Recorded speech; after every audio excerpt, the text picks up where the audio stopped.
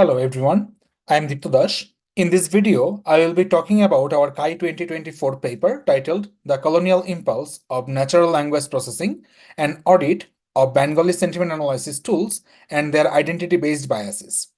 I am a fifth-year Information Science PhD candidate from the University of Colorado Boulder. My co-authors on this paper are Shion Guha from the Faculty of Information and the Department of Computer Science at the University of Toronto, and Brubaker and Bryan Semaan from the Department of Information Science at the University of Colorado Boulder. Let's start by discussing one of the central concepts of our paper, which is colonial impulse. What does it mean? Drawing on Dorish and Mainwaring's work, we conceptualize colonial impulse as the assumption of universality inherent to technological development and practices and the hierarchies among identities entailed by the application of such technologies. So, what's the assumption of universality in the case of language technologies? It's the idea that the model, architecture, and dataset that work in one language would work similarly with no or minimal adaptation in another language. Most NLP tools we use are primarily developed in a handful of languages, which often does not reflect the number of people who use those languages. Take the example of English and Bengali languages.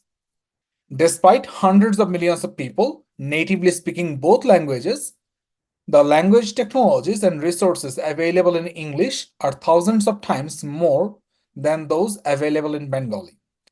This sort of lack of attention leads to the characterization of many major languages as quote-unquote low-resource languages in NLP.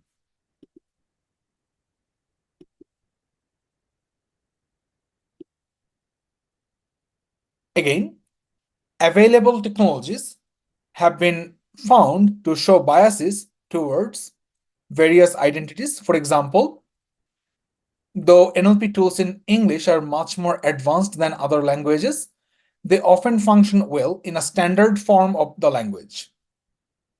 These tools often do not understand or negatively perceive different dialects and accents, such as the ones in the American South. When sociotechnical systems systematically and unfairly discriminate against certain individuals or social groups in favor of others, in this way, we call that bias. Since technologies are often socially designed and developed, societal biases get embedded in computing systems like language technologies and make them biased. These biases are really critical because of their effects on downstream tasks. Downstream tasks are practical applications that leverage the output of these tools. We can consider decision making and content moderation as an example.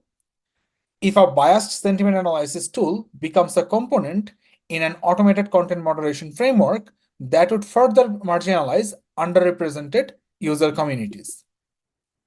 In this paper, we focus on the underserved Bengali ethnolinguistic community from South Asia, a site of prolonged colonization. The Bengali people are the third largest ethnic group in the world, and Bengali, their native tongue, is the seventh most spoken language in the world. Despite the large population, these communities are critically underrepresented in computing research. Colonization has exploited the religious diversity of this community to exercise divide and rule. Consequently, the region saw one of the largest human migration in history between Hindu-majority West Bengal, which is a state in modern India, and Muslim-majority East Bengal, which is modern-day Bangladesh. The linguistic, gender, religious, and nationality-based diversities and how the colonial period shaped, divided, and hierarchized their social relationships make these ethnolinguistic communities and the language technologies they interact with of interest for our study. Let's talk about how in this paper we audited the Bengali sentiment analysis tools for their identity-based biases and how they demonstrate the colonial impulses of natural language processing. In this paper, we audited sentiment analysis tools in the Python programming language. We identified these tools from the Python package index and GitHub by searching with phrases like Bengali sentiment analysis and Bangla sentiment analysis. Bangla is the endonym of the language, whereas Bengali is the exonym for the same language. From this, we got 31 unique search results. Among those, we found 13 tools to be functional. We contacted the developers of these tools to know their demographics, like their gender, religion, and nationalities. We got responses from the developers of 7 tools. One tool had both female and male developers in the team. Others only had male developers. 2 tools had only Hindu and 5 tools had only Muslim developers. Similarly, 6 tools were developed by Bangladeshi nationals and only 1 tool came from Indian developers.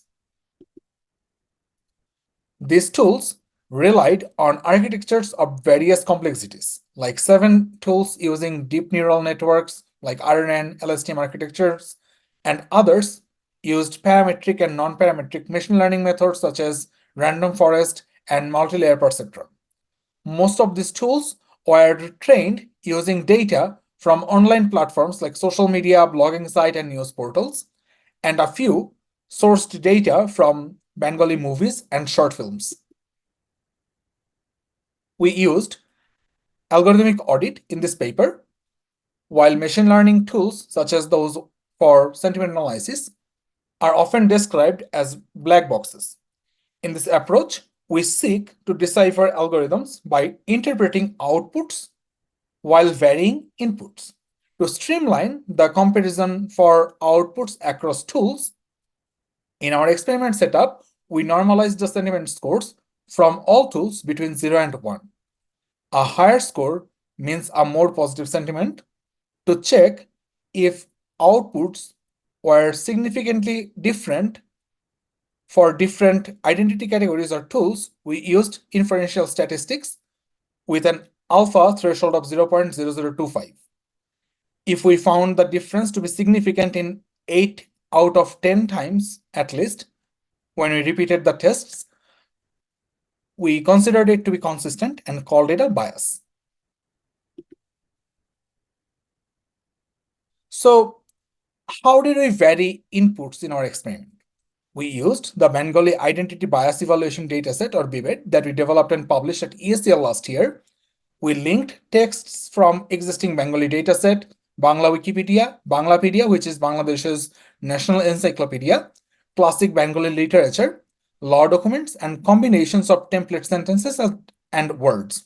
It had 121,000 sentences in total that explicitly and implicitly expressed Bengali gender, religion, and nationality-based identities. In the case of explicit expression of identity categories in a dimension, the categories are directly mentioned in the sentences.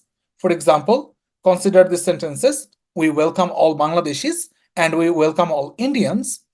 2 sentences are structurally and semantically identical except for the identity they represent. Here, the nationality-based identities, Bangladeshi and Indian, are mentioned directly in each of these sentences.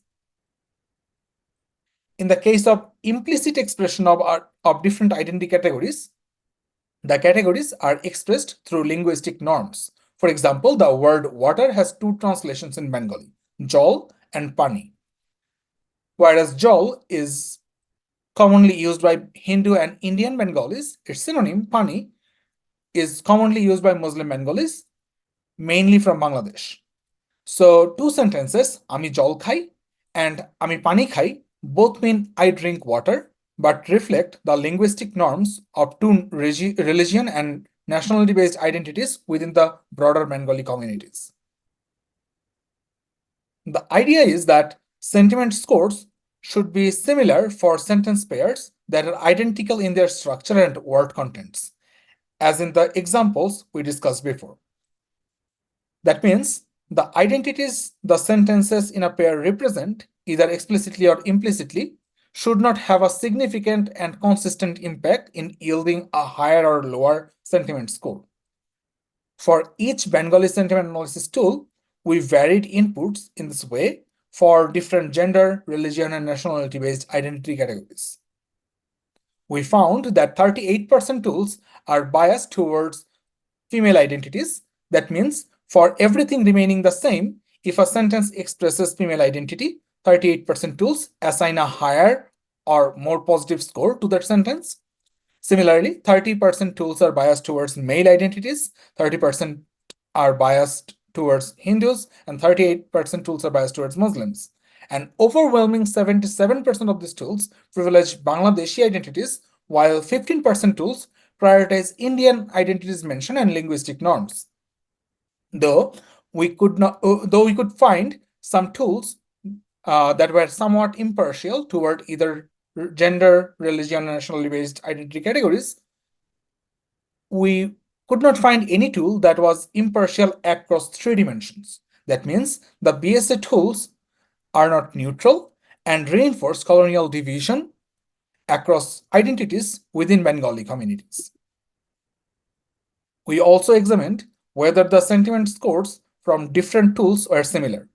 Based on our experiments, we found that for exactly same sentence, different BSA tools output significantly different scores, even when normalized.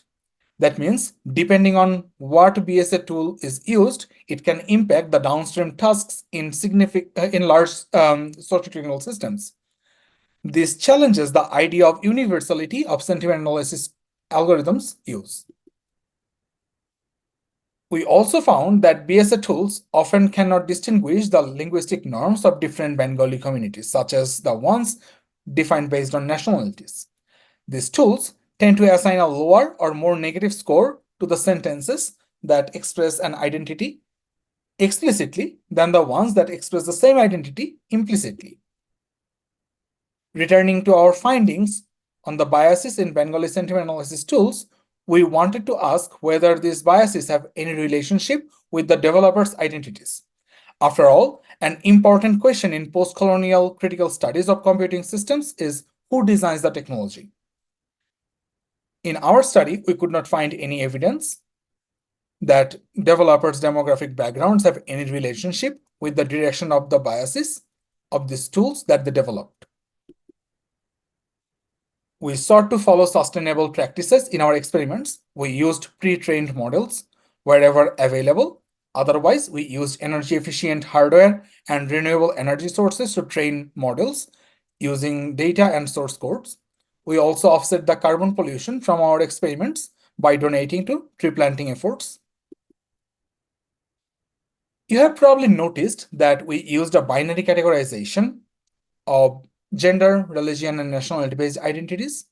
While this is a limitation of our study, the very fact that language resources focusing on minority gender, religions, and smaller regional identities are scarce demonstrates the colonial impulse perpetuated by NLP as a field more broadly.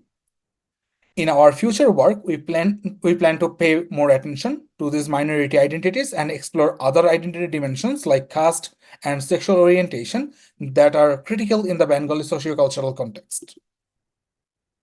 Our paper showed how NLP tools, such as the ones for sentiment analysis, codify different identities and reinforce sociohistorical biases. We need to be mindful to minimize the downstream effects of these bias tools. As discussed earlier, most tools audited in our paper were developed by a particular kind of Bengali identity, primarily male, Muslim, and Bangladeshi. Hence, people who share these identities have a technological hegemony. In this paper, we recommend ways in which we can foster active collaboration among developers from diverse demographic backgrounds to build more inclusive language technologies in Bengali. In this paper, we respond to Nizam's call for engineering activism. While critical scholarship has gained increased attention in CHI in the past decade, we reify the call for using engineering skills and knowledge to promote social justice. Similar to our work, we can identify stages and components of large and complex AI systems as SIMs and examine those from a critically guided angle. Thank you for your attention. Please feel free to contact me if you have any questions or feedback.